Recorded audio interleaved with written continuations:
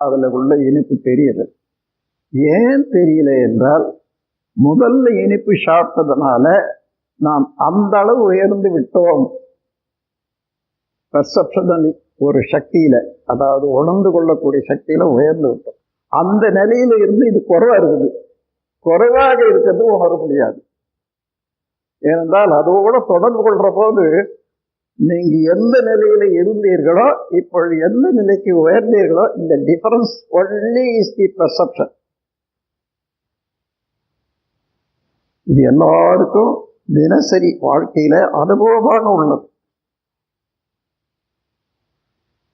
அதனால ஒரு பொருளை ஒருத்தர் உணரணும்னு சொன்னா, அந்த பொருளை விட நுண்ணியதாக மாறினால்தான் அதை பார்க்கிற போது அடையும் நிலை.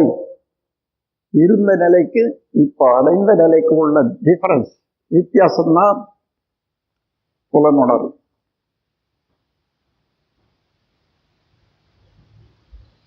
ஆகவே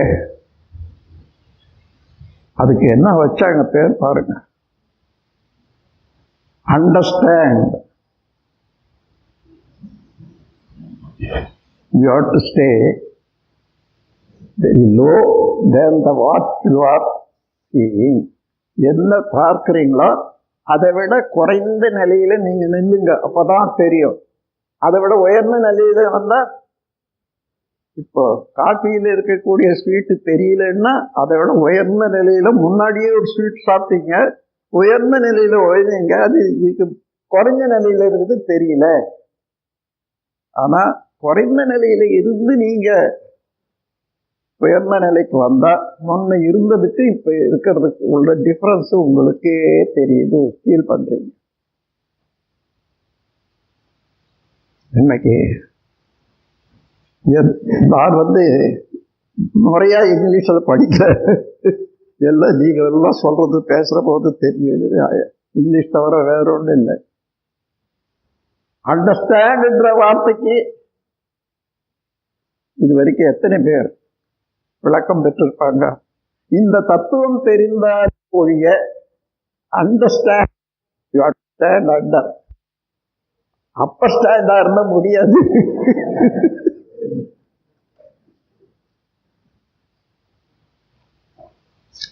நண்பர்களே, இதே போன்று நாம் எந்த பொருளை நாம் பார்க்கிறோமோ அதை விட நுண்ணியதாக நாம் மாறினாதான் அந்த பொருளை பார்த்து தெரிந்து கொள்ள முடியும். இப்பொழுது இந்த பிரபஞ்சத்தை பார்க்கிறோம், எந்த பொருளும் அதனுடைய நுண்ணிய நிலையில துகள்களாகத்தான் இருந்தது. அது கூடி அணுவாச்சு, அணுக்கள் கூடி பொருட்களாக தோற்றமாக. இது ஒரு சாமியம். இதை வச்சிட்டோம்னா எந்த பொருளை பார்த்தாலும், ஒரு இலை, மரத்துல இலை பார்க்க, அது என்ன? அணுக்களுடைய கூட்டு. அணு என்பது என்ன? இறைநிலை, இறைத்துகளுடைய தொகுப்பு. இறை துகள் என்பது என்ன? இறைநிலையினுடைய நுண்பகுதி. அப்ப எதை பார்க்கிறோம்? அது இறைத்துகளைத்தான் பார்க்கிறோம், இறை நிலையத்தான் பார்க்கிறோம். அந்த மாற்றத்துக்கு தகுந்தவாறு ஐடென்டிபிகேஷன், உணர்வு, அதாவது ஒப்புமை, அதுக்காகத்தான் பெயர்கள் வந்திருக்கின்றனே தவிர ஒரே பொருள். அப்படி பார்த்தா இந்த பிரபஞ்சம் முழுவதும் யாரு? அதே இறைநிலைதான் வெளியாகவும்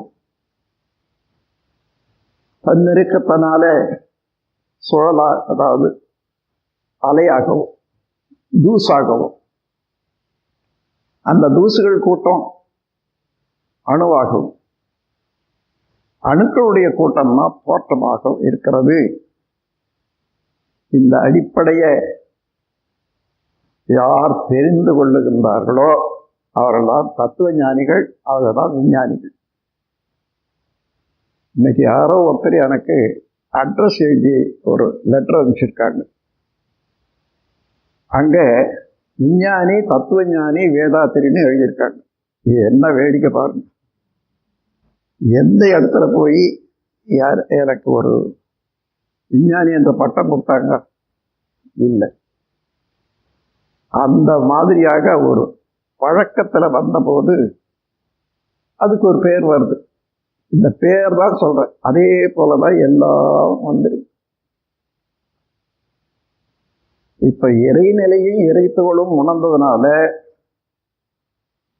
நீங்க நினைச்சு பாருங்க, கருத்துருவாகவே நினைச்சு பாருங்க. மரத்தை பாருங்க, ஒரு ஜீவனை பாருங்க, சாதாரணமாக இடத்தையே பாருங்க.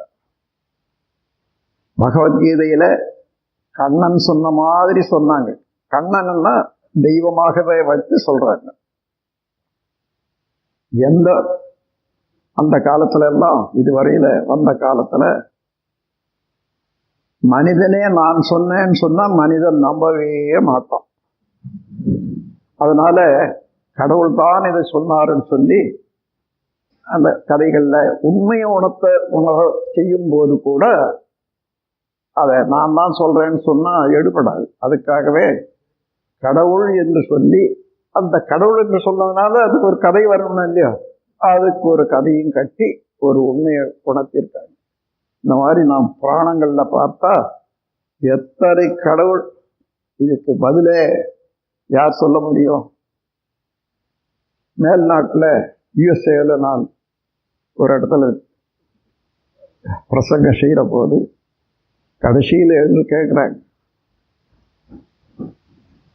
அது இந்த கடவுள் நிலையில எத்தனை கடவுள் இருக்கிறது? ஒன்றுதான். ஆமா, உங்க நாட்டுல எத்தனையோ கடவுள்கள் இருக்காங்க, நீங்க எப்படி சமாளிக்கிறீங்கன்னு கேட்கறாங்க. எத்தனையோ கடவுளை பத்தி கேட்கிறோம், நீங்க எப்படி அத்தனை கடவுளை வச்சு சமாளிக்கிறீங்க? அவங்களுக்கு இந்த உண்மை விளக்கத்தை கொடுக்கணும்னா எவ்வளவு நேரம் ஆகும்? அது ஏற்றுக்கொள்ளத்தான் முடியுமா? இந்த விளக்கத்தை உணர்ந்து கொள்வதற்கோ ஏற்றுக்கொள்வதற்கோ மன அலைச்சூழல் அந்த அளவுல வரும். சாதாரணமா மனிதனுடைய மன அலைச்சூழல் 14 to 40 சைக்கிள் பர் செகண்ட். புலன்கள் இயங்குற போது அங்கே என்ன ஜீவகாந்த சக்தி தன்மாற்றம் அடைகிறதோ அது அடைவதற்கு உள்ள ஒரு சுழல் விரைவு 14 இருந்து 40 வரையில். அதுலதான் எல்லா காரியங்களும் செய்யறோம். எந்த காரியத்தை எந்த சூழல்ல செய்யறதோ அதே சுழல் விரைவுல கருமையத்தில் அமைந்து கொள்ளும். ஏன்னா மனம், கருமையத்திலிருந்து வரக்கூடிய ஜீவகாந்த சக்தி தான் மனம். அப்போ அது உணர்ற போது அந்த அடித்தளத்துல உண்டாகிற ஒரு உணர்வு பதிவு, இதான் வினைப்பதிவு. எதை செய்தாலும் நண்பர்களே, இப்போ இறைநிலை உணர்ந்து கொண்டோம், அதனுடைய சக்தி உணராத போது இறைநிலையை பற்றி அலட்சியமாகவே இருந்தது. அது வேக்கூம். வேக்கூம் என்று சொன்னா இறைநிலைய நாம் எதை ஒண்ணு சொல்றோமோ அதுவாக ஆகித்தானே சொல்லணும். நாம வேக்கூமாக மாறிடுறோம். அதனால நமக்கு ஒண்ணுமே புரியறது இல்லை. அந்த அளவுக்கு உயர்ந்தால்தான் புரியும். அப்படி இதுவரையில உலகம் ஏன் தத்தளித்துக் கொண்டிருக்கிறது? இது ஏன் உண்மையை எல்லாரும் ஒப்புக்கொள்வார்களா என்றால் உடனே ஒப்புக்கொள்ள முடியாது. தவம் செய்கிற போது, அகத்தவம் செய்கிற போது அதே குண்டலினி ஜீவகாந்த சக்தியை மேலே எழுப்பி அதை நினைக்கிற போதுதான் அங்கதான் குறையும். வேற எந்த இடத்துல குறைவே குறையாது. மனதை அடக்க நினைந்தால் அலையும், அறிய நினைந்தால் அடக்கம். அந்த முறையில மனதை அறியணும்னா மனமாகி நிக்கணுமே. நின்று தன்னை ஒரு கூடிய இடம் அதே குண்டலினி சக்தி அதுவே காந்த ஆற்றல்ல நின்றால்தான் நிலை. இதை முடியாதவர்கள் முயன்று முயன்று பார்த்த பெரிய பெரிய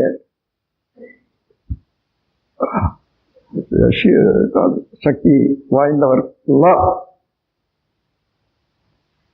கந்துகு மதக்கரியை வசமாய் நடத்தலாம், கரடி தொழிலாயும் நம்பலாம், அதெல்லாம் சொல்லிட்டே வந்தாங்க. சிந்தையை அடக்கியே சும்மாவிருக்கின்ற சீரழிது எல்லாம் செய்யலாம். கட்செவி எடுத்தா, கட்செவின்னா பாம்பு, பாம்புக்கு கண்ணே செவியாக இருக்கும் என்று சொல்லுவாங்க. அதனால கட்செவி அதெல்லாம் கூட எடுத்து ஆட்டலாம். ஒரு சிங்கம் முதுகில் மேல் கொள்ளலாம், இதெல்லாம் செய்யலாம். சிந்தையை அடக்கியே சும்மாவிருக்கின்ற சீரறிது என்று சொன்னாங்க. ஆனால் குண்டலினி சக்தியை உணர்ந்து அதில் தவம் செய்ய ஆரம்பித்த பிறகு நான் அடைந்த ஒரு மாற்றத்தை வைத்துக்கொண்டு நான் ஒரு கவி எழுதினேன். அதுக்கு எதிர்ப்பு அல்ல, அதுக்கு உண்மையான விளக்கம். சிந்தை அடக்கியே சும்மாவிருக்கின்ற சீரறிய செய்த குருவே, அந்த நிலை தனில் அறிவு அசைவத்திருக்க பெரும் ஆனந்தம் பொங்குதங்கே. இந்த பெரும் உலகமசை எழுத்த பல பிறவிகளில் இறுதி பயனாகிய சந்ததமும் என மறவாத சார்ந்த வாழ்வழித்தோய் என் சந்தோஷ செய்தியே என்று குரு வணக்கத்தில் எழுதியிருக்கேன். அநேக பேர் தெரியும் அந்த கவியம். அவர்களை புறக்கணித்தோ எதிர்த்தோ பேசல. அவர்கள் அதுவரையில வந்தபோது எந்த அளவுல உணர முடியுமோ உணர்ந்தார்கள், உணர்ந்தது சொன்னாங்க. அதற்கு மேல உணர்ற போதுதான் இது சரியில்லை என்று சொல்லாத, நீங்க சிந்தை அடக்கியே சும்மா இருக்கின்ற சீர் அரிது என்று சொன்னாங்களே இல்லையா, சிந்தை அடக்கியே சும்மா இருக்கின்ற சீர் அறிய செய்த குருவே என்று எழுதணும். அன்பர்களே, அறிவு நுண்மையாக மாறத்தான் பிரபஞ்சத்தினுடைய நுண்மையான நிலைகளை எல்லாம் உணர முடியும். அதற்கு நீங்கள் என்ன செய்ய வேண்டியது? மன அலைச்சூழலை குறைத்துக் கொள்ளக்கூடிய பயிற்சியாகிய இந்த குண்டலினி தவத்தை பரவணும். அது இல்லாத மன அலைச்சூழல் குறையாத விஷயத்தை உணர்ந்து கொள்ள முடியுமான்னா முடியாது. எல்லாருக்கும் இப்போ மன அலைச்சூழல் 1 to 40, 1 to 40 வரைக்கும் இயங்கி கொண்டுதான் இருக்குது. ஆனால் எந்த கருத்தை தெரிந்து கொள்ள வேண்டுமானால் எவ்வளவு நுண்மையாக வேணுமோ, இறைநிலை அறிவதா இருந்தால் ஆல்பா டெல்டா வேவ் என்பது வேணும். அந்த டெல்டா வேவுக்கு அட்ஜஸ்ட் பண்ண முடியுமா, நீங்க விரும்பி அட்ஜஸ்ட் பண்ண முடியுமான்னா அந்த விருப்பத்தின் போது அதுக்கு தகுந்த சூழல் நிறைவு வந்துவிடும், அது போயிடும். அதனால பழக்கத்தினால எல்லா நிலையிலும் இயங்க பழகி கொண்டோமானால் அது எந்த பொருளை நினைக்கிறோமோ அதுக்கு என்ன சுழல்வரை வேணுமோ தானாக அச்சீவ்மெண்ட் வந்துடும். அன்பர்களே, அத்தகைய ஒரு நுண்ணிய கருத்தாக உள்ள பிரபஞ்ச ரகசியங்கள் எங்கே இருக்கிறது என்று சொன்னா, அணுவுக்கு முன்னே இருக்கக்கூடிய இறைநிலை வரையில எல்லா ரகசியங்களும். இறைநிலை ஒன்று, அதிலிருந்து தோன்றிய இறைத்துகள் ஒன்று, இறைத்துகள் சுழல்வதனால ஏற்படக்கூடிய காந்த ஆற்றல் ஒன்று, அதே இறைத்துகள்கள் ஒன்று கூடி அணுவாக இருக்கக்கூடிய நிலை ஒன்று. இந்த 4 நிலைகளும் புலன்களுக்கு எட்டாத ரகசியங்கள். அதைத்தான் மறைபொருள் என்று சொல்றோம். இந்த மறைபொருட்கள் உணர வேண்டுமானால் மனம் அந்த நுண்ணிய நிலைக்கு வந்தால்தான் முடியும். நீங்க எடுத்து சொல்றீங்க, யாரோ ஒருத்தருக்கு கேட்டுவாங்க, அந்த போய் சொல்லுவான், இது ஒரு பைத்தியம்.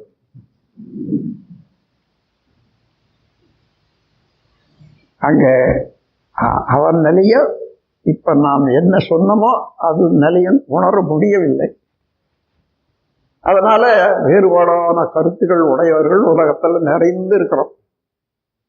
அதை உணர்ந்து கொண்டா யார் மேலேயும் குற்றம் இல்லை, குறைவு இல்லை, பகை இல்லை. அதனாலதான் இந்த பயிற்சியில மனதை பற்றி விரிவாக பேச வேண்டும் என்று அதற்கு ஒரு புரோகிராம் போட்டிருக்காங்க. நான் எடுக்கக்கூடிய ஒரு ஆராய்ச்சியில மனதை பற்றியே வந்து விடுவான்னு சொன்ன நம்ம பெருமாள் என்ன சொன்னாருன்னா, ஐயோ நீங்க அதை எடுத்துடாதீங்க, இப்போ அது தனியா வச்சிருக்கோம் ஒரு நாளைக்கு.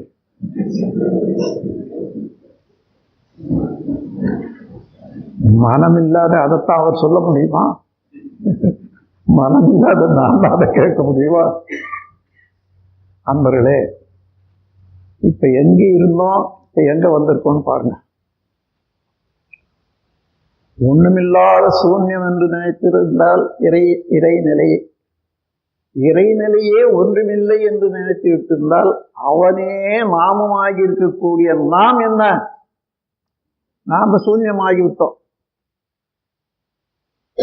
இப்பொழுது இறைவனுடைய பேராற்றலை உணர்ந்து விட்டோம். இப்ப இறைநிலைக்கு என்ன தன்மைகள் உண்டு என்பதை ஆராயிற போது உலக இயக்கத்தை ஒட்டி நாம் பார்க்கிறோம். அந்த வித்தியாசத்தை பார்க்கிற போது எல்லையற்ற பேராற்றலாக இருக்கக்கூடியது இறைவழி. அதாவது குறைவில்லாத சொல்றோம், வற்றாயிருப்பு, பேராற்றல், பேரறிவு, காலம். இந்த 4 தன்மையும் உடையதுதான் இறையாற்றல் என்று பிரபஞ்ச இயக்கங்கள் எல்லாம் கணிக்கிற போது அந்த இயக்கங்கள் எல்லாம் எந்த இயக்கங்களுக்கு உட்பட்டு இருக்கிறது என்று பார்க்கிற போது இந்த 4ம் எல்லாருக்கும் புலப்படும்.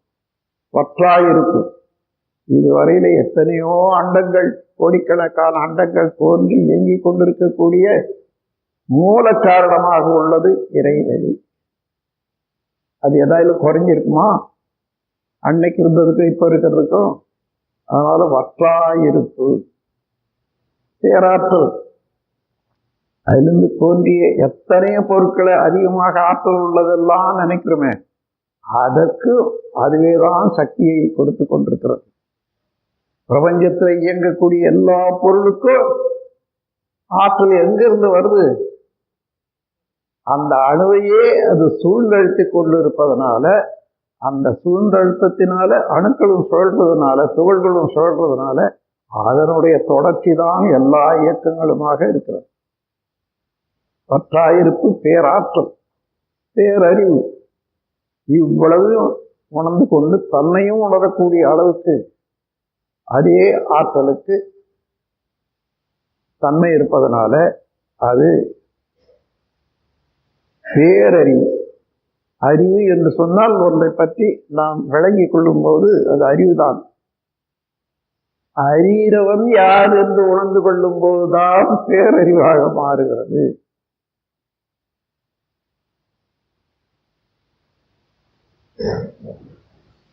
ஞானம் என்பது அறிவுதான். அது உண்மையான அறிவு என்று சொல்றதுக்கு இல்லை.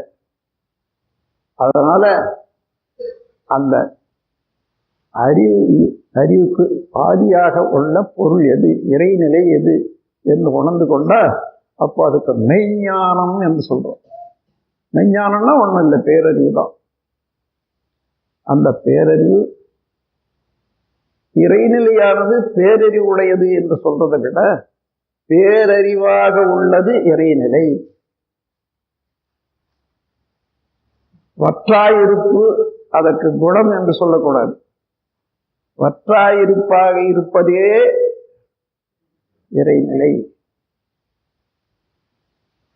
காலம், அது காலம் என்றதை உருவாக்குகிறது என்று சொல்றதை விட அதுவே காலமாக இருக்கிறது.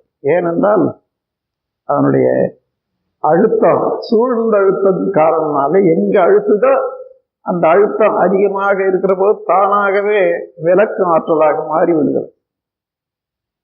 இந்த பிரபஞ்சம் முழுவதும் விளக்கு ஆற்றலினுடைய தன்மையைத்தான் நாம் உணர்றோம். இருக்கும் ஆற்றலை உணர முடியவில்லை.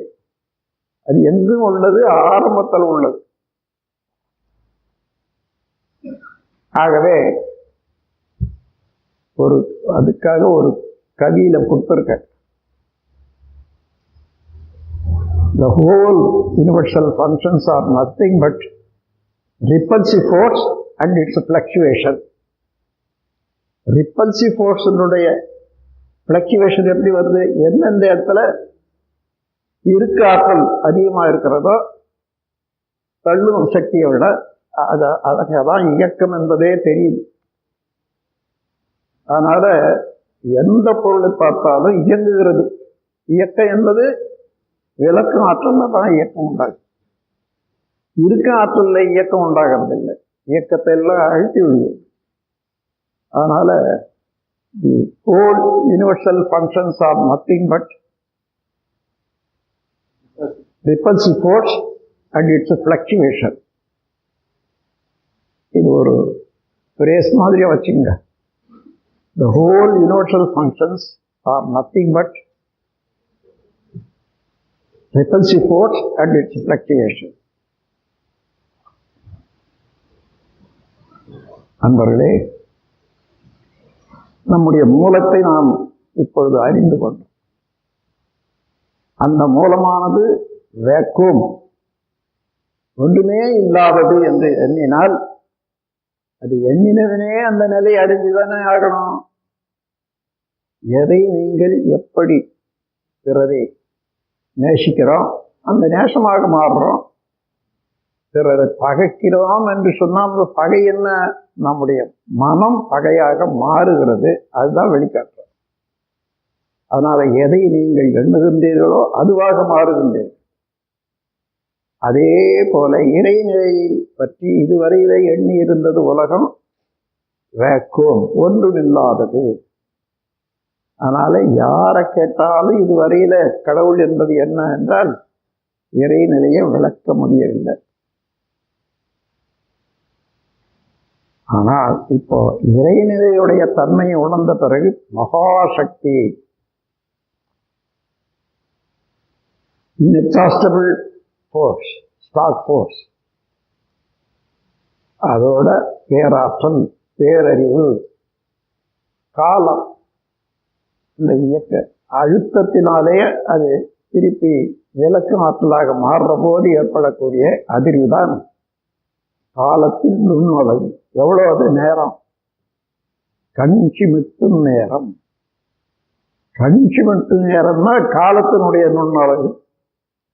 அதை கூட்டிகிட்டே வந்தா இப்ப என்ன வருதோன்னா அதான் நிமிஷமாக, மணியாக, நாளாக, மாதமாக, வருஷமாக, இன்னும் பல விதமாக சொல்லக்கூடிய கால நீளமாக மாறும். அதனுடைய நுண்ணழகு கண் சிமிட்டும் நேரம்.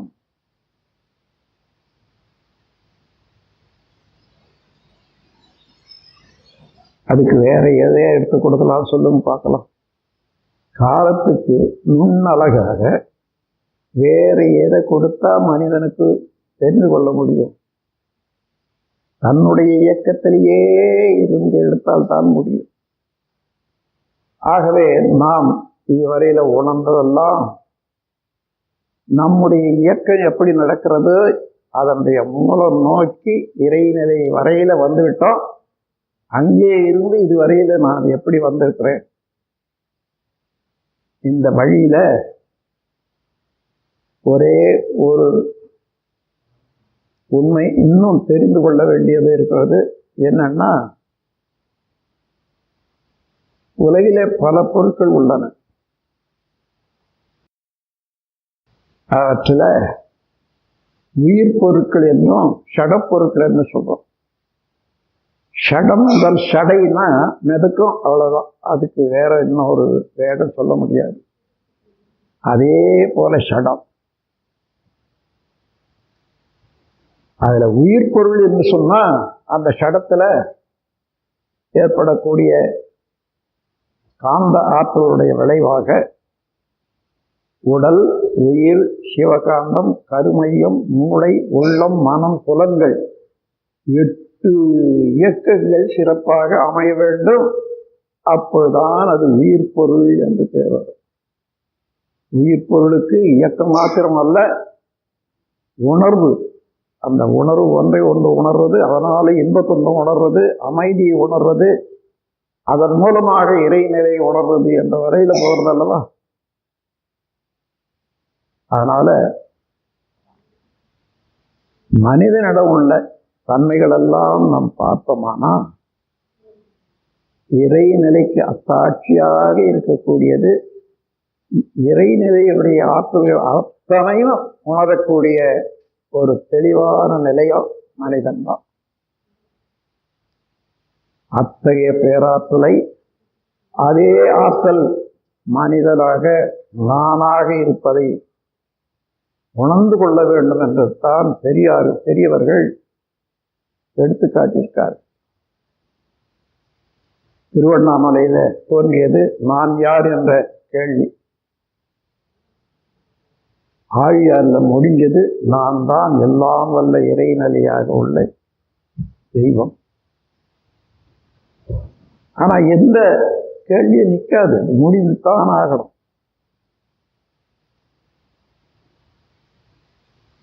இப்போ இந்த இறைத்துகளுக்கே வர்றோம். இறைத்துகளை பற்றி இன்னும் சில உண்மைகளை தெரிந்து கொள்ள வேண்டியது இருக்கிறது. இறைத்துகள்கள் காந்தமாயிற்று என்று சொல்றோம். இப்ப விளக்கு எரியுது, அது காந்த சக்தியினால் எரிகிறது என்று சொல்றோம். ஆனா மின் சக்தி என்று தான் சொல்றோம். அந்த காந்த ஆற்றல் மின்னாற்றலாக எப்படி மாறியது?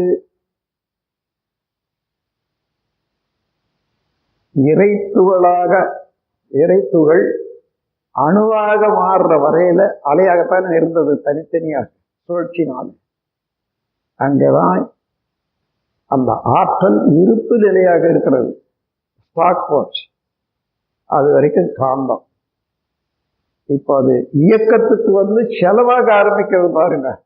அங்கே மின்சாரம் அணுவில் இருந்து அணு இயங்குற போது பலவிதமான அலைகள், அந்த அணுவில் இருந்து பிரிந்து வரக்கூடிய அலைகள் இப்பொழுது அணுவில் இருக்கிற வரைக்கும் காந்த சக்தி, அணுவில் இருந்து வெளியேறிவிட்ட பிறகு அந்த அலை தன்மாற்றம் அடைந்து இறைநிலையாக மாற வேணும்.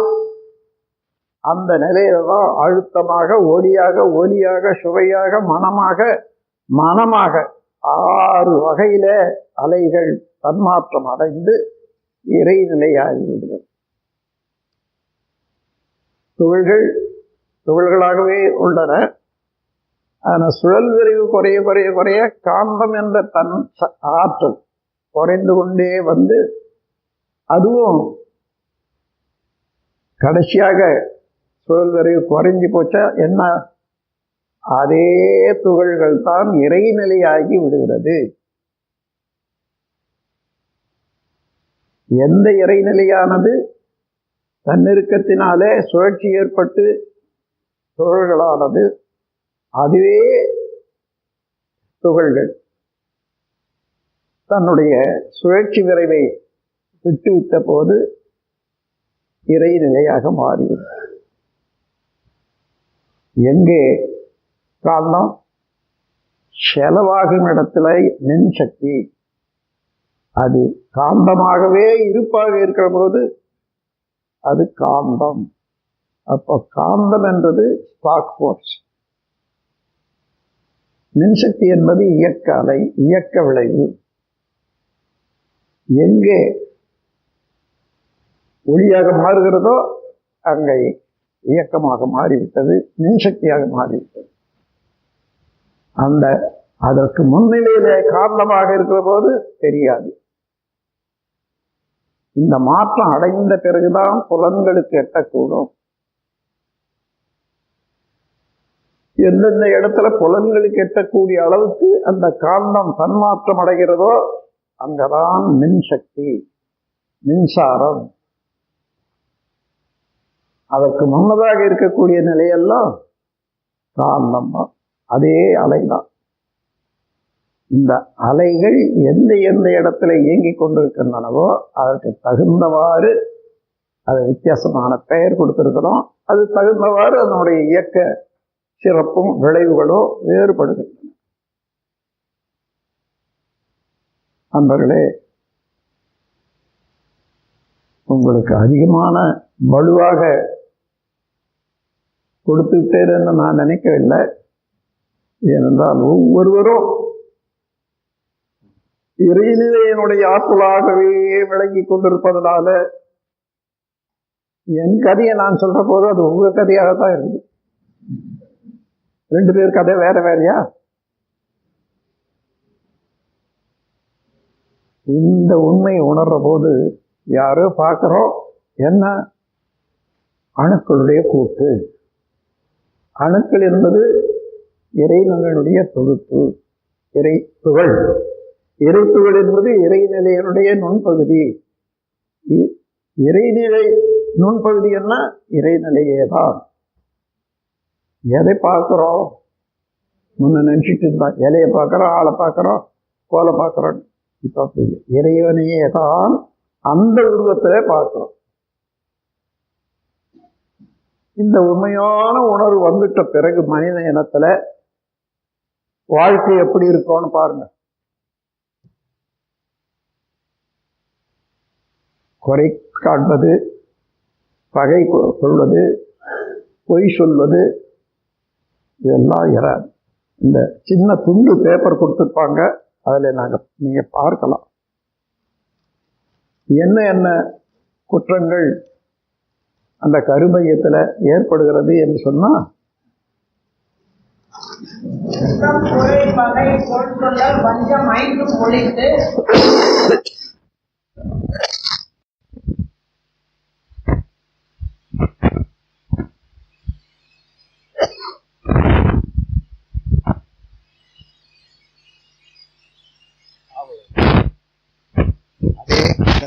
இறைநிலையேதான் கருமையமாகவும் இருக்கிறது காந்த சக்தியினால.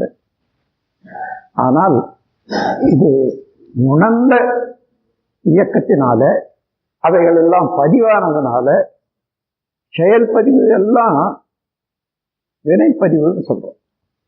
அந்த வினைப்பதிவின் காரணமாக எத்தனை வினைகள் நமக்கு பதிந்திருக்கிறதோ அதெல்லாம் களங்கமாக, அதாவது தன்னை உணர்ந்த நிலையிலே தனக்கு பாதகம் இல்லாத நிலையிலே இயங்குற போது அதெல்லாம் புண்ணியம். எது எது முரண்பாடாக இயங்குகிறதோ அந்த இடத்துலதான் அந்த செயல் பாவம். இந்த பாவ புண்ணியத்தை கண்டுபிடிச்சிட்டோம்னா ஒரே நிமிஷத்துல எப்படி போக்குறதுன்னு தெரிஞ்சுக்கலாம்.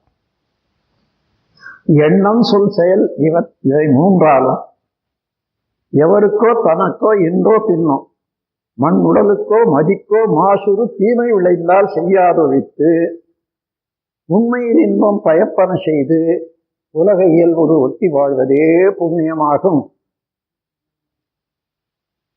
முரணான செயல்கள் பாபமாகிடும் பகுத்துடர் வேறே.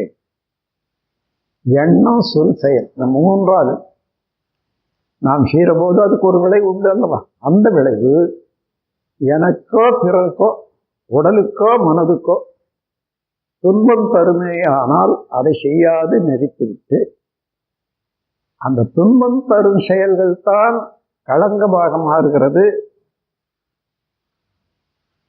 நம்முடைய கருமையத்தில். ஏனென்றால் அந்த துன்பம் ஒரு வார்த்தை இருக்குது, குற்றம்னு. குற்றம்னா இந்த குற்றாலம்னு சொல்றாங்களே, என்ன தண்ணி ஓடிக்கொண்டே இருந்தா ஆறு மேலே இருந்து அதுக்கு குற்றுகிறது, குறுக்க பாய்கிறது. குறுக்க பாய்வதெல்லாம் குற்று ஆழம். அதே போல வாழ்க்கையிலே குறுக்கிடுவதெல்லாம் குற்றம். போன போக்கில் நல்ல ஒத்து உதவி வாழ்வதெல்லாம் குற்றம் இல்லை, புண்ணியம்.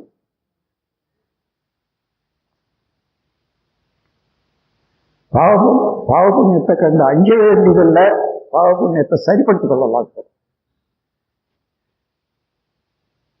மாற்றிக்கொள்ளணும்.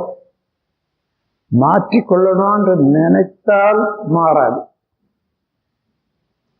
ஏற்கனவே ஒரு குற்றம் இருக்கிறது, அதோட மாற்றிக்கொள்ளணும்ன்றதும் அதுவும் ஒரு குற்றமாகவே அங்கேயே இருக்கும்.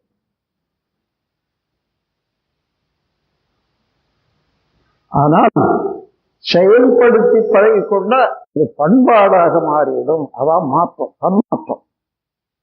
அந்த தன்மாற்றம் அடைகிறதுக்கு மனதுக்கு உறுதி வேண்டும். நீங்கள் அனைவரும் எல்லாம் வல்ல இறையாற்றலின் கருணையினாலே உடல் நலம், நீளாயுள், நிறை செல்லும், உயர்ப்புகள், மெஞ்ஞானம் இவற்றில் ஓங்கி சிறப்பாக வாழ வேண்டும் என்று வாழ்த்தி என் உரையை நிறைவு செய்கிறேன். வாழ்க வளமுடன், வாழ்க வையகம், வாழ்க வளமுடன். இறை நிலை உணர்ந்த தத்துவ ஞானிகளே, உணர்ந்ததை போல வல்ல பேராசிரியர்களே, நாம் இன்று இந்த பிரபஞ்ச பரிணாமத்தை பற்றி சிந்திக்க இருக்கிறோம்.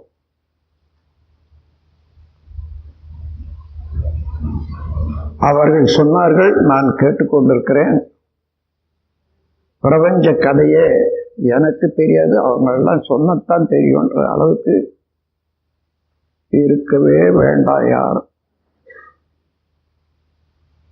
பிரபஞ்சம் உங்களுடையது. எந்த இறைநிலையானது பிரபஞ்சமாக மாறியிருக்கிறதோ அதுவேதான் நீங்களாகவும் இருக்கிறீர்கள்.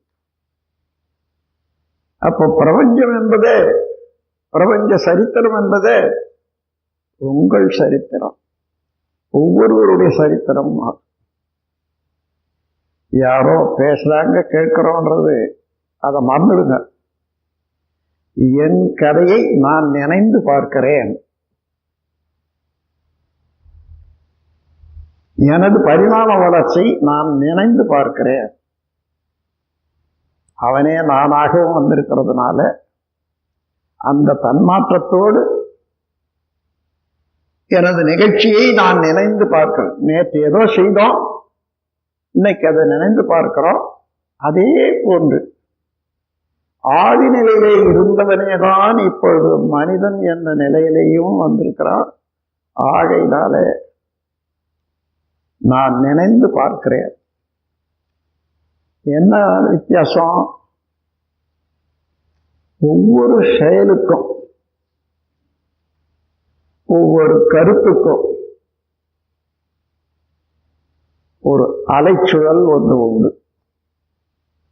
ஜீவகாந்த அலையினால சுழல் விரைவு, அதை ஃப்ரீக்குவன்சி என்று சொல்வோம். மனதுக்கும் உண்டு. இது இறைநிலையிலிருந்து துகளாகி, துகள்கள் இருந்து காந்தமாகி, காந்த அலையாக மாறின போது அதே இறைநிலை பாய்ம பொருள் என்ற தன்மை அடைந்து விட்டது.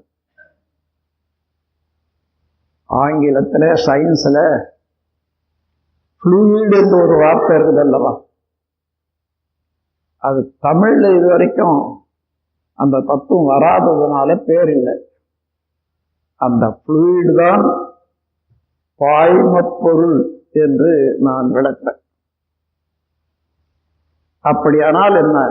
எங்குமே ஊடுருவி பாயத்தக்கது,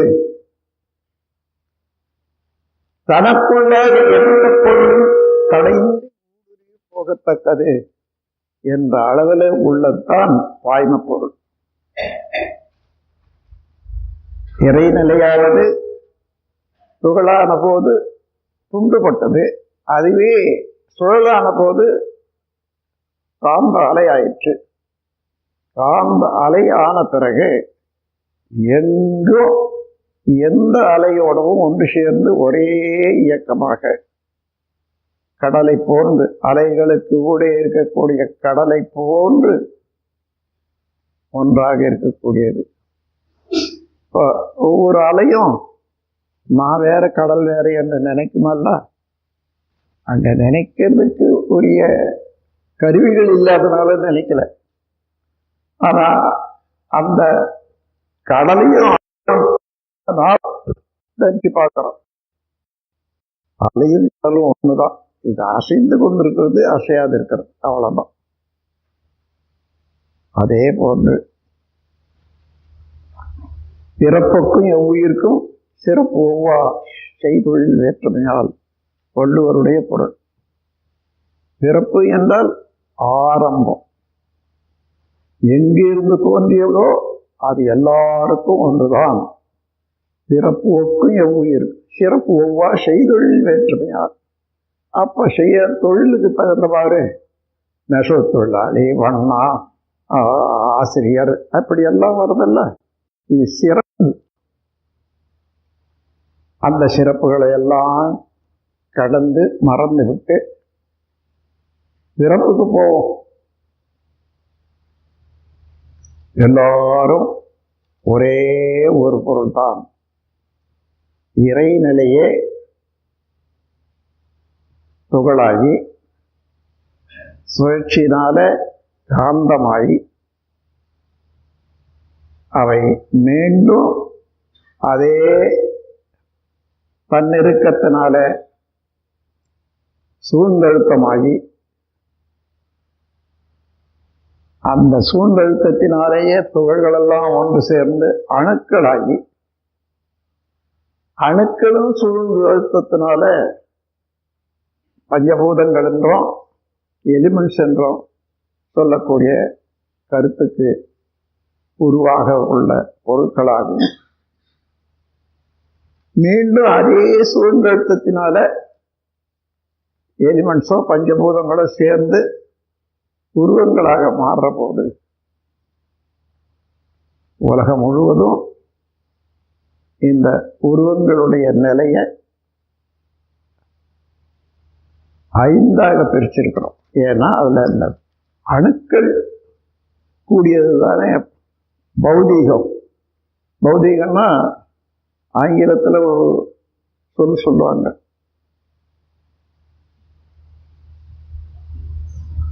association of energy particle is mass.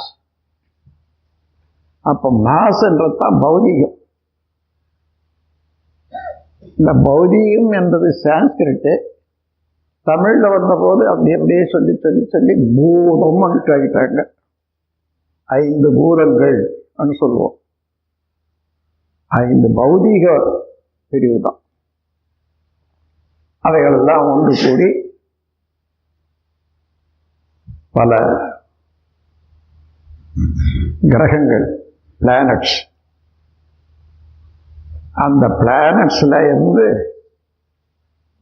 எந்த இடத்துல 5 பூதங்களும் ஒன்றை ஒன்று அனுசரித்து இயங்குமோ, அதாவது நிலம், நீர், காற்று என்ற அந்த வரிசையில பார்த்தீங்கன்னா ஆகாசம், காற்று, நீர், வெப்பம், நிலம், இப்படி பார்த்தா 5ம் ஒன்றை ஒன்று அழிக்கும் தன்மையும் உண்டு. அழிக்குன்னா தன்னோட சேர்த்துக்கொள்ற போது ஒன்று போயிடும். நீரோடு சூடு சேர்ந்ததுன்னா என்ன ஆச்சு? சூடு நிற்குமா? நெருப்பு நிற்கிறது இல்லை, அடைஞ்சிடும். அதே போல ஒரு பூதத்தினால இன்னொரு பௌதீக பிரிவு அழிந்து போகாது. அளவோட அளவு இயக்கத்தில் இருந்து கொண்டு 5ஐயும் 5 நிலையில இயங்கும்படியாக செய்து ஒன்றுக்கொன்று ஒத்தாசையாக இருக்கக்கூடிய இடம்தான் பூமி, நில உலகம். அதனால நில உலகத்துல தான் ஜீவராசிகள் தோன்றுமே தவிர நில உலகத்தை போன்று 5 பௌதீக பொருட்களும் ஒன்று ஒன்று கெடாது இருக்கக்கூடிய இன்னொரு கிரகம் இருக்குமே ஆனால் அங்கேயும் தோன்றலாம். இது வரைக்கும் விஞ்ஞானிகள் தேடி பார்க்குறாங்க, அதுக்கு இடம் இல்லை. ஆனால் இந்த அடிப்படையில் தேடலாம்.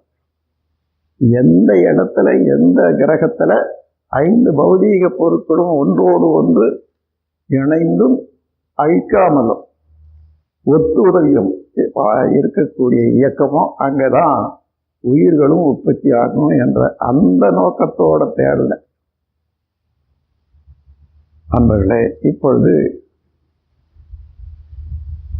மற்ற தத்துவங்களுக்கும் நமது தத்துவத்துக்கும் ஒரே அடிப்படை வித்தியாசம் என்ன என்றால், எல்லாம் உற்பத்தி ஆட்சி அங்கே இருந்து அது எவல்யூஷன். ஆதியிலிருந்து எந்த பொருள் உற்பத்தி ஆச்சு, ஆகையினால இது எவல்யூஷன் ப்ராசஸ் சொல்லுவாங்க. இல்லை, இறைவன்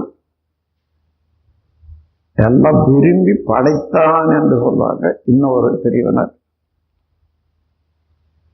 அந்த படைப்பும் பரிணாமம் காலத்தால சொல்றான். ஆனா இந்த காலத்துல ஒவ்வொன்றும் விஞ்ஞான அறிவு மிகுந்திருப்பதனால அறிஞர்கள் மத்தியில எல்லாரும் ஒத்துக்கொள்ளவே முடியாது. படைத்தான் என்றால் அவனுக்கு தேவை இருக்கணுமே. இறைநிலையை உணர்ந்த போது அதுக்கு தேவை இருக்குதா? தேவை எங்க வரும்? உணர்ச்சி வந்த பிறகு அந்த உணர்வுடைய ஏற்றத்தாழ் சரி கட்டுறதுக்குத்தான் இன்னொரு பொருள் துணை வேணும்ன்ற போது தேவை வருது. இறைநிலைக்கு என்ன உணர்ச்சி உண்டு? சரியா பார்ப்போம். உணர்ச்சி என்பது உண்டாகி அதை உணர்ந்த நிலையில, உணர்வு நிலையில இன்பம், துன்பம், அமைதி, பேரின்பம் என்ற 4 மனோநிலைகளை அடைதல்லோ, அதற்கு 8 விதமான உறுப்பு இயக்கங்கள் வேண்டும். உடல், உயிர், சிவகாந்தம், கருமையம், மூளை, உள்ளம், மனம், புலன்கள் 8 இணைந்து இயங்கினால்தான் தேவை என்றோ அந்த தேவையை முடிக்க வேண்டும் என்ற எண்ணமும் உண்டாகும். மனமே இயங்க ஆரம்பிக்கும் போதுதான். அது வரையில மனம் காந்த அலையாக இருப்பாக இருக்கும். எங்கே ஜீவன் உண்டாகிறது என்று சொன்னால் இந்த 8 இயக்கங்களும் எந்த இடத்துல உண்டாகிறதோ அங்கதான் உண்டாகும். இந்த 8 நீங்க எழுதி கொண்டு பாருங்க. உடல், உயிர், சிவகாந்தம், கருமையம், மூளை, உள்ளம், மனம், புலன்கள். ஏதாயிலும் ஒன்றை கழிச்சிடுங்க, அங்க எந்த இயக்கமும் செயல்படாது. மற்ற 7 சரியான செயல்பட முடியாது. அப்ப 8 இருந்தால்தான் ஆர்கானிசம், உயிர்கள். 8ல் 1 இல்லையானாலும் கூட ஷடப்பொருள் தான். கடல், நிலம், ஆகாயம் 3லும் வாழ் உயிர்களுக்கு கணக்கெடுத்த 8ல் 1 இயங்கவில்லை என்றால் விடல் வேண்டும். ஜீவன் என்ற பெயரை அதற்கு வேறு பெயர் ஷடப்பொருளின் உரைத்திடுதல் நீதி. நம்ம ஷடன்றது என்னன்னா, இந்த தூண்டி முள்ளு போட்டாங்கன்னா அந்த ஷடை ஒன்று இருக்கும், அது மாத்திரம் மேலே நிற்கும். அப்போ அதை நீரேற்றமும் கொள்ளாது, கலக்காது. அந்த மாதிரி இருக்கக்கூடிய ஒரு மிதக்கக்கூடியது தனியாக எதோடு கலக்க முடியாது. எதுவாக ஷடப்பொருள் என்று சொல்வார்கள். அத்தகைய ஷடப்பொருட்கள் முதல்ல அணுக்கூட்டத்தினால உண்டாகிறது என்பது உங்களுக்கு தெரியும். அதாவது எந்த இயக்கத்தை பற்றி சிந்தித்தாலும் தன்னிருக்க ஆற்றல், அதை சூழ்ந்தெழுத்தும் ஆற்றல், இந்த 2 தன்னிருக்கம் என்ற போது எந்த பொருளையும் அதுக்கு அப்பாலாக உள்ள அகன்ற நிலை ஆக உள்ள ஒரு வெளி தன்னையே இறுக்கிக் கொள்ளும் போது தானே தூளாகி பலவாகிட்டு மீண்டும் அது எங்க இருக்கிறது? பிரிந்த பொருள் எல்லாம் அதற்குள்ளாகத்தானே இருக்கும். அப்ப அதே இருக்கும், ஒவ்வொன்றையும் சூழ்ந்தழுத்தி கொண்டிருக்கிறது. துகள் முதல் கொண்டு எந்த தோற்றத்தையும் சூழ்ந்தழுத்தி கொண்டுதானே இருக்கும். ஆனால் இந்த சூழ்ந்தழுத்தத்துல எந்த துகள் முதல் கொண்டு அணுவோ அணுக்கூட்டமோ பிளானட்டோ ஏதோ ஒன்னாலும் எடுத்துங்க, ஒரு அளவுக்கு மேல அந்த அழுத்தை ஏற்றுக்கொள்ள முடியாது. அதனால அந்த அளவுக்கு மேல நெஞ்சும் போது சூழ்ந்தழுத்தும் வேகத்துல வரக்கூடிய சுழல் நிறைவு அதிகமாகும். சுழல் நிறைவு அதிகமாகிற போது தான் சுழல்வதற்காக வெளியே இடம் இருக்குது, இடத்த அதுக்கு தக்கவாறு இடம் அமைத்துக் கொள்ளும். எந்த பொருள் சுழன்றாலும் அதுக்கு இன்னொன்றுக்கு மத்தியில ஒரு இடம் அமைந்தே ஆகணும், இல்லைன்னா அந்த சுழற்சி நிற்காது. இப்போ அந்த சுழற்சி அதிகரிக்க அதிகரிக்க அந்த இடைவெளி அதிகமாகும். இந்த இடைவெளி அதிகமாகிற போது என்ன அர்த்தம்? இருக்க ஆற்றல இப்ப விலக்கு ஆற்றலாக மாறிவிட்டது. ஒரு சயின்டிஸ்ட் பேசும்போது சொன்னாரு,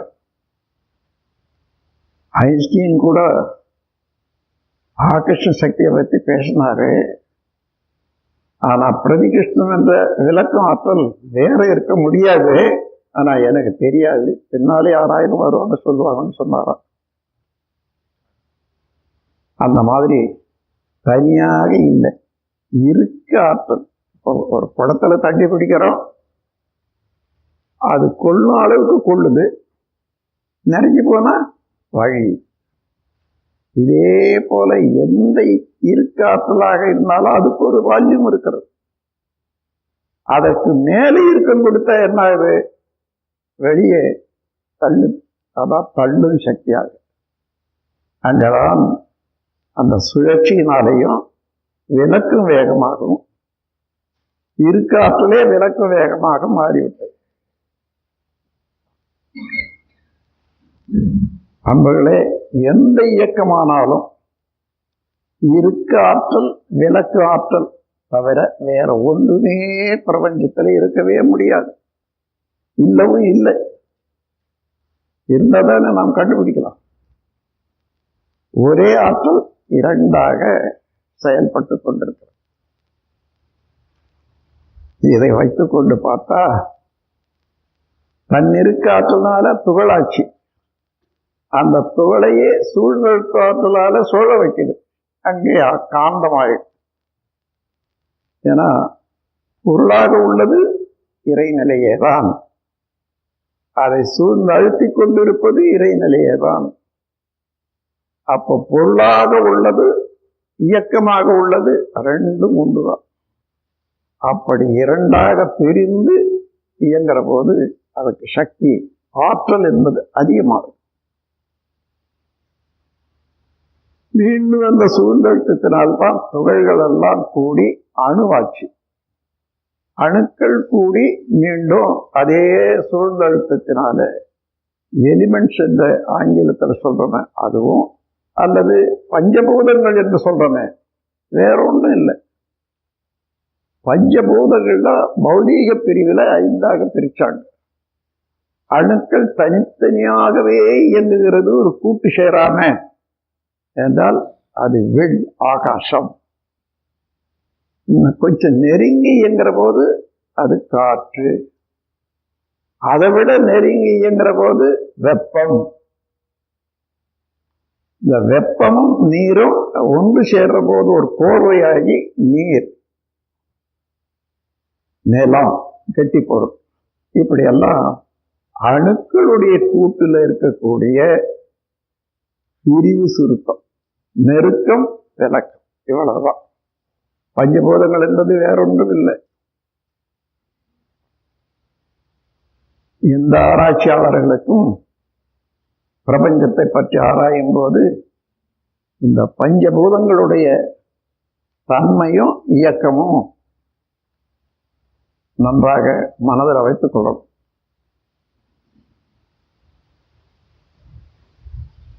யாரோ சொல்றாங்க, நான் கேட்டுக்கிட்டு இருக்கேன்னு அந்த மாதிரி இருக்க வேண்டும். எந்த இறைநிலையானது கிராவிட்டி என்ற தத்துவமாக, தெய்வம் என்ற தத்துவமாக, இறைவெளி என்ற தத்துவமாக இருந்ததோ அதுவேதான் துகளாட்சி. துகள்கள் கூடி அணுவாட்சி, அணுக்கள் கூடி பஞ்சபூதங்களாட்சி, பஞ்சபூதங்கள் கூட்டால மற்ற எல்லா கோள்களும் உள்ளாட்சி. அதுல இருந்து நெளியறுத்தான் நாம. உலகம் தோன்றியாச்சு. மற்ற கோள்களைப் போல உலகம் தோன்றியாச்சு. எப்படி தோன்றியது? முதல்ல அணுக்கள் கூடுது, இயங்குது. அப்ப பார்க்கறதுக்கு எப்படி இருக்கும்? கூடி இயங்குற போது அதுக்கு ஒரு சுழல் வந்துடும். அந்த நீரடுக்கள் என்ற நிலை வர்ற வரைக்கும் என்ன, அதுக்கு நெபுலான்னு சொல்லுவாங்க. அதாவது ஒரு அலை போல மேகம் வெள்ளையா இருக்கிற போது தெரியுது இல்லையா? அந்த சுழற்சியினால எந்த பொருள் சுழன்றாலும் இயற்கையில ஸ்பெசிபிக் கிராவிட்டி என்ற தத்துவம். அது என்னன்னா, நடுமையத்துல இன்டென்சிட்டி வந்துடும். அதே பொருளுக்கு போக போக விரிய விரிய லேசா. அந்த மாதிரி பார்த்தா இதே நெபுலா என்பது இயங்கிக் கொண்டே இருக்கும்போது இதில் எந்த இடத்துல அணு மாற்றங்கள், அதாவது நெருங்கி எங்க ஆரம்பிக்கிறதோ அது தன்மாற்றம் அடைஞ்சு விட்டு, அப்படி வந்ததுதான் 2 முதல் 92 வரையில உள்ள எலிமெண்ட்ஸ். அப்படி அதிகமான சேர்க்கை எப்படி வருது? தனித்தனியாக இயங்கக்கூடிய அந்த விண்கள் அதிக சுழல் இருக்குமே, ஆனால் கொஞ்சம் தான் இருக்கும் அந்த கட்டடத்தில். ஆனால் லேசான சுழலா இருக்குமானா அதிகமாக சேரும். இப்போ 2வது பேருடைய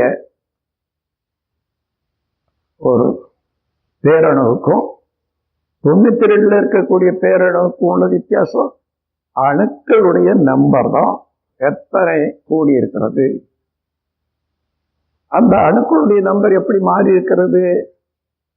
விரைவாக சுற்றக்கூடியது அதுக்கு தக்க இடைவெளியை வச்சுது, மெதுவாக சுற்றக்கூடியது அதுக்கு தக்க இடைவெளி வச்சுக்குது. அதனால இடைவெளி குறையிற போது அதிக நெருக்கமாக இயங்குவது, இடைவெளி அதிகமாகிற போது விரிவாக இயங்குவது. அப்படி விரிவாக ஒன்றோடு ஒன்று ஒட்டாத நெருங்கி அந்த அளவிலேயே நெருக்கமாக இயங்குற போது முதல்ல ஆகாசம்னு சொல்றோம். தனித்தனியாக அணுக்கள் இயங்கிக் கொண்டிருக்கிறது ஆகாசம். அதன் பிறகு அதுவே நெருக்கி இயங்குற போது அதை காற்றுன்னு சொல்லும். காற்றுல இருந்து அதான் 2 அணுக்கள் சேர்ந்தா ஒன்று சுத்திட்டு இருந்த அந்த மாலிகுல் தான், அந்த பேரணு தான் நீரணுன்னு சொல்றோம். 2 அணு இன்னும் அதோட ஒன்றோடு ஒன்று சேர்ற போது 3ஆச்சு 4ஆச்சு. இதெல்லாம் அதுக்கு ஒரு பேர் கொடுத்துருக்காங்க விஞ்ஞானிகள், ஹீலியம் என்றும் மற்ற பொருள்.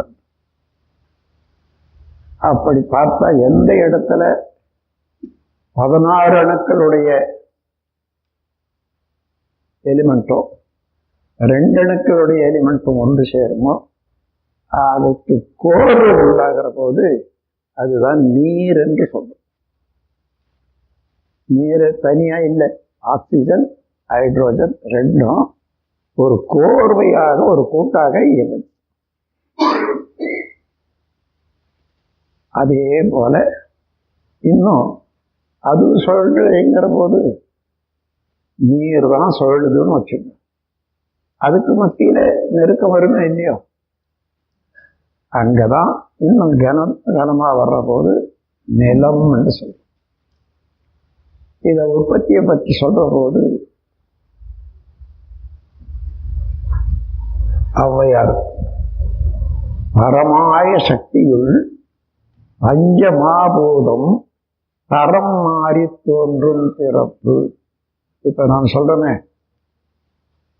டிரான்ஸ்பார்மேஷன், தன்மாற்றம், அதான் தரம் மாறி ஒன்றினுடைய தரம் இன்னொன்றாக மாறி பிறப்பது 5 பூதங்கள்.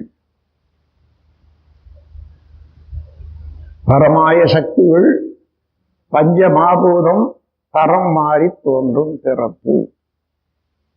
அது எப்படி அடுக்கு செய்யலான்றத சொல்லியிருக்காங்க. அடுத்தது நிலம் 5, நீர் 4, நீடங்கி 3, உலகை 2, 1 வீண். நிலம் என்பது கெட்டிப்பொருள் எல்லாம் 5ஆவதாகும். நீர் 4, திரவ பொருளாக 4ஆவதாகும். வெப்பம் 3ஆவதாகும். காற்று வெண் என்ற அளவில் பிரிஞ்சிருக்குது. நிலம் 5, நீர் 4, நீடங்கி 3, உலகை 2 வெண். இந்த விண் எங்கேயும் தனியாகவும் இருக்கும், ஒன்றோடு ஒன்று சேர்ந்து இயங்கும். அதுக்கு என்ன தத்துவம் என்றால், அதனுடைய சுழற்சி விரைவுக்கு தகுந்தவாறு, விண்ணுக்கு சுழற்சி விரைவு தனியாக இல்லை, விண்ணுக்குள்ளாக இருக்கக்கூடிய துகளினுடைய சுழற்சி விரைவுக்கு தக்கவாறு விண் சொல்லும். அதனால விண்ணினுடைய சுழற்சியே உள்ளே இருக்கக்கூடிய துகளினுடைய சுழற்சி தான்.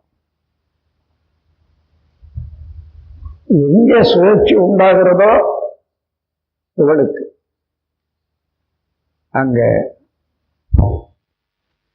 அந்த ஆற்றலுக்கு பேரே காந்தம். அங்கிருந்து பாய்ம பொருளாக மாறிவிட்டது. இறைநிலையானது சுத்த வெளின்னு சொல்றேன், அது அப்படியேதான் இருக்கிறது. ஆனால் இன்னொரு பொருள் வந்தால் தானே தொடரும். அப்படி தொட்டு எங்குமே கலந்து ஊடுருவி நிறையத்தக்க பாய்ம பொருளாக ஆகிறது காந்தமாக மாறிய பிறகு. எங்கே காந்தம் இருக்கிறதோ அது கடவுள் என்ற இறைநிலையினுடைய பாயும் பொருள் நிலைதான், பாய்ம பொருளுடைய நிலைதான்.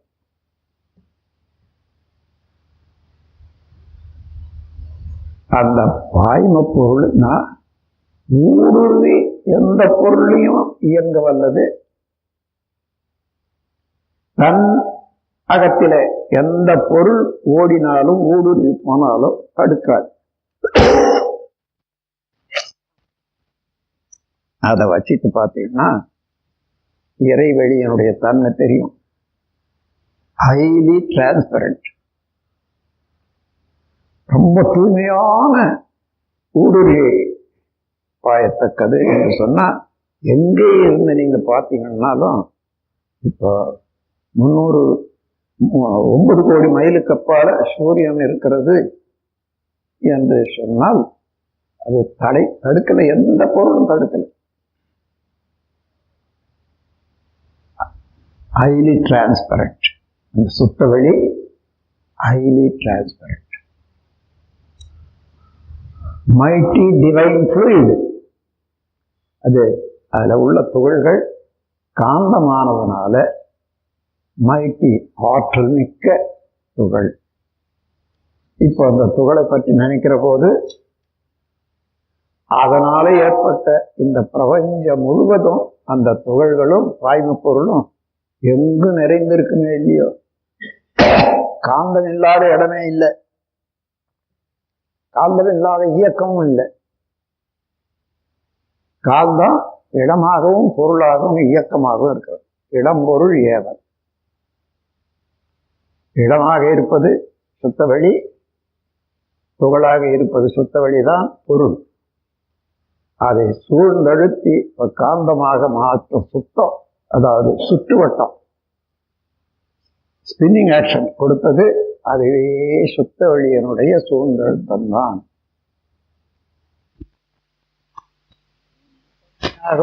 ஒரே இயக்கமாகவும் இருக்கிற இடத்துல காந்தம்னு சொல்றோம்.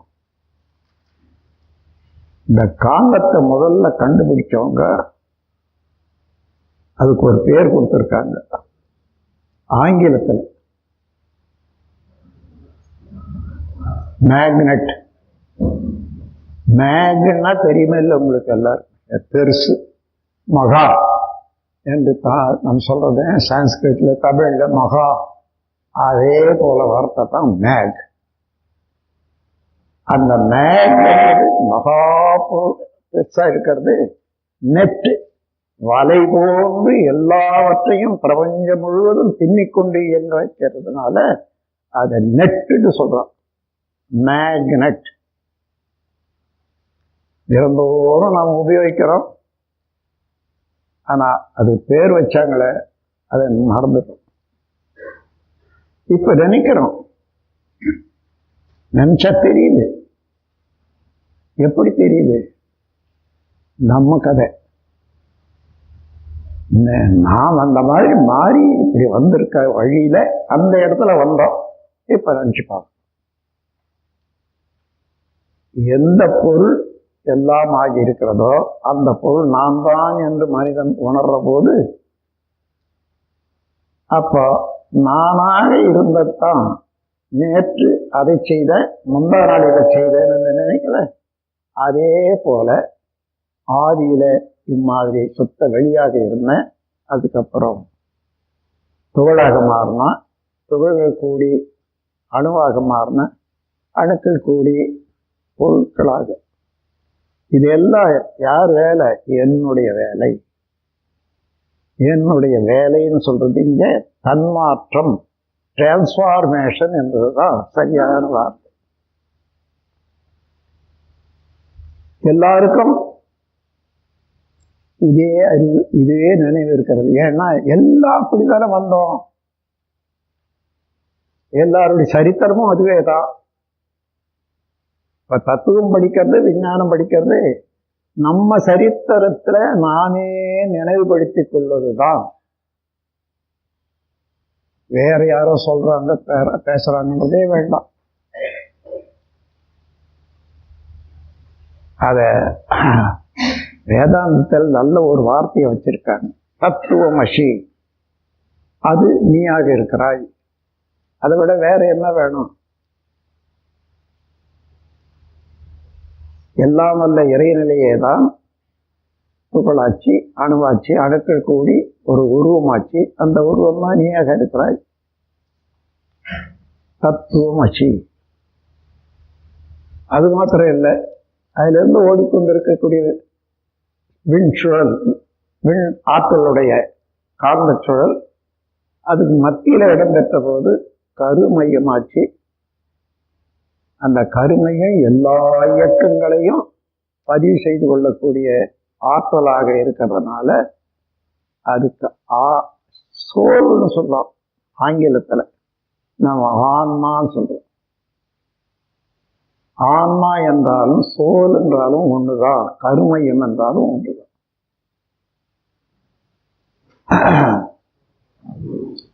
நண்பர்களே, இந்த பிரபஞ்சத்தை ரெண்டாக பிரித்து கொள்ளலாம். ஷடப்பொருள் என்றும் உயிர் பொருள் என்றும்.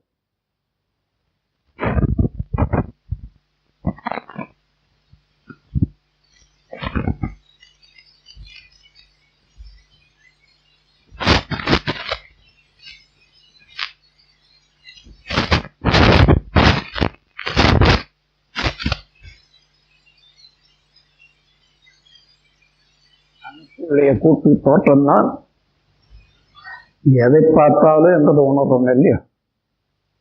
எல்லாமே அணுக்களுடைய கூட்டு. அணுவோ இறைத்துகளுடைய தொகுப்பு. இறைத்துகளோ இறைநிலையினுடைய நுண்பகுதி. எதை பார்த்தாலும் என்ன பார்க்கிறோம்? அதையே தான் பார்க்கிறோம். அதுவே கூடி பஞ்சபூதங்களாகி பிளானட்ஸ் கிரகங்களாகவும் வந்துட்டு இந்த கூட்டு இயக்கமும் வளர்ச்சியும் பார்த்தீங்கன்னா தன்னிருக்க செயலாத கூட்டு. அது தொடர்ந்து சூழ்நிலை இயக்கத்தினால தொடர்ந்த இயக்கம். ஒரு அணு சுழண்டு கொண்டே இருக்கிறதுன்னு சொன்னா அது சக்தி போகுமே இல்லை. ஆனா சூழ்நிலைத்தினால எவ்வளவு சுழண்டாலும் அது அப்படியே எடுத்துக்கொள்ளும். எல்லா பொருளும் தொடர்ந்து இயங்கிக் கொண்டிருக்கிறதுக்கு என்ன காரணம்? இறைநிலையானது சூழ்நிலைத்து கொண்டிருப்பதனால எப்பொழுதும் அதனுடைய ஆற்றல் முழுவதும் இங்கே நிரம்பி கொண்டே இருக்கிறது. அது பாய்ம பொருளாக இருப்பதனால இப்போ பிரபஞ்ச இயக்கத்துல இறைநிலையாக தன்மாற்றம் அடைந்த போது வரிசையை பாருங்க. முதல்ல அந்நிருக்கத்தினால துகளாயிடுது. துகள் தான் முதல் தன்மாற்றம். அதுவே வேற அதை சூழ்நிறுத்தி கொண்டிருப்பது இதுவே தானே. ஆகையினால ஏற்படக்கூடியது சுழல் விரைவு. அங்கே பாய்ம பொருளாக காந்த அலையாக மாறிவிட்டது. எது காந்தம்? இறை நிலையே தான் காந்தம். அந்த நிலை அடைகிற போது அதுக்கு காந்தம்னு பேர் வச்சு, வேற ஒண்ணும் இல்லை. அப்போ எந்த பொருள் எங்க எடுத்தாலும் அது நகர்ந்து கொண்டிருக்கிறது, இயங்கிக் கொண்டிருக்கிறது என்று சொன்னா அது காந்தத்தினுடைய தன்மைதான் நகர்த்தல், இயங்குதல்.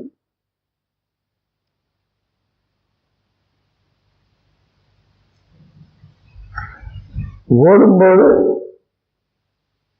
அலையாக இருந்து ஓடும்போது அங்க எங்க ஓடுது? இறைநிலையில ஓடுது. எந்த அலையும் நேரா ஓட முடியுமா? அது அழுத்தமானதாச்ச. அந்த தன்னிருக்கம் இருக்கிறதுனால வளையுது. எந்த அலையும் வளையிறது. வளைஞ்சு எங்க போக முடியும்? அப்படியே சுழலுது. இதுதான் சுழற்சி என்றும் ஃப்ரீக்வன்சி என்றும் சொல்றோம். எந்த இடத்துலையும் எந்த அலையும் சுழற்சி விரைவு, அந்த விரைவில் கணக்கு உண்டு. நம்ம மனம் கூட சாதாரணமான நிலையில 14 இருந்து 40 வரையில சுழற்சி இருக்கிறது என்று கண்டுபிடிச்சிருக்கோம். இதெல்லாம் நான் சும்மா சாதாரண ஏற்றுக்கொள்ளல. இசிஜி என்று ஒரு மிஷின் இருக்கிறது. அதாவது மனதை அளக்கக்கூடிய, மனநிலையை அளக்கக்கூடிய. அது நியூஜெர்சி என்ற மாகாணத்துல பர்சிபினி என்ற ஒரு டவுன்ல மனதை பற்றி ஆராயக்கூடிய இயக்கம், அங்க ஒரு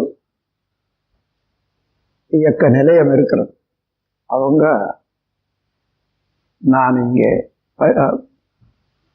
வேற இடத்துல மனதை இல்லை அங்கேயே அதாவது அமெரிக்காவிலேயே பவுன் புரூக் என்ற இடத்துல நான் தங்கி இருந்தேன்.